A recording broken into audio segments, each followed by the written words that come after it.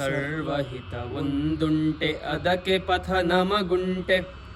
ನಿರ್ವಾಹ ಸಾಧನಗಳೆತ್ತ ಗುರುವೆತ್ತ, ಪೂರ್ವವನು ನೆಟ್ಟಗಿ ಪನರ ಕೃತಿಯಿನಾಗದೆ. ಅರ್ವಾಚಿಯಲಿ ಸೊಟ್ಟು ಮಂಕುತಿಮ್ಮ.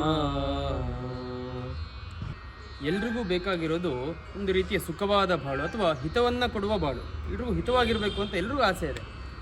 ಹಾಗಂತ ಎಲ್ಲರಿಗೂ ಒಂದೇ ಥರವಾದ ಹಿತ ಬೇಕಾ ಜಗತ್ತಿನಲ್ಲಿ? ಅದು ಕಷ್ಟ. ಲೋಕೋ ಭಿನ್ನ ರುಚಿ ಅಂತ ಹೇಳ್ತಾರೆ. ಒಬ್ಬೊಬ್ಬರಿಗೆ ಒಂದೊಂದು ರೀತಿಯಾದ ಆಸೆಗಳಿರುತ್ತೆ ಅಥವಾ ಒಂದೊಂದು ರೀತಿಯಾದ ಆಕಾಂಕ್ಷೆಗಳಿರುತ್ತೆ. ಹೀಗಿದ್ದಾಗ ಈ ಜಗತ್ತಿನಲ್ಲಿ ಎಷ್ಟು ಜನಗಳಿದಾರೋ ಅಷ್ಟು ಮನಸ್ಸುಗಳಿದೆ. ಆದರೆ ಅದಕ್ಕಿಂತಲೂ ಹೆಚ್ಚಾದ ಬಯಕೆಗಳಿದೆ. ಎಲ್ಲ ಬಯಕೆಗಳನ್ನು ಒಂದೇ ದಾರಿಯಲ್ಲಿ ಪೂರೈಸೋಕ್ಕೆ ಸಾಧ್ಯ ಇಲ್ಲ. ಅದಕ್ಕೆ ಒಬ್ಬೊಬ್ಬರಿಗೆ ಒಂದೊಂದು ವಿಧಾನ ಇದೆ. ಉದಾಹರಣೆಗೆ ಒಬ್ಬ ಧ್ಯಾನದಲ್ಲಿ ಸಂತೋಷವನ್ನು ಪಡ್ಕೊಂಡ್ರೆ ಇನ್ನೊಬ್ಬ ಮೌನದಲ್ಲಿ ಸಂತೋಷವನ್ನು ಪಡ್ಕೊಂಡ್ರೆ, ಕೆಲವರು ಮಾತಾಡ್ತಾ ಅದರಲ್ಲಿ ಒಂದು ಹಿತವನ್ನು ಪಡಿತಾರೆ. ಕೆಲವೊಬ್ಬರು ಈ ಊಟ ತಿಂಡಿಗಳಲ್ಲಿ ಒಂದು ರೀತಿ ಹಿತವನ್ನು ಪಡ್ಕೊಂಡ್ರೆ, ಇನ್ನು ಕೆಲವರು ಈ ಉಪವಾಸ ವ್ರತಗಳಲ್ಲಿ ಒಂದು ರೀತಿ ಹಿತವನ್ನು ಪಡ್ಕೊಳ್ತಾರೆ. ಒಬ್ಬೊಬ್ಬರಿಗೆ ಒಂದೊಂದು ದಾರಿ ಅಂತ. ಹೀಗಿದ್ದಾಗ ಈ ಯೂನಿವರ್ಸಲ್ ಹ್ಯಾಪಿನೆಸ್ ಅನ್ನೋದು ಸಾಧ್ಯನಾ?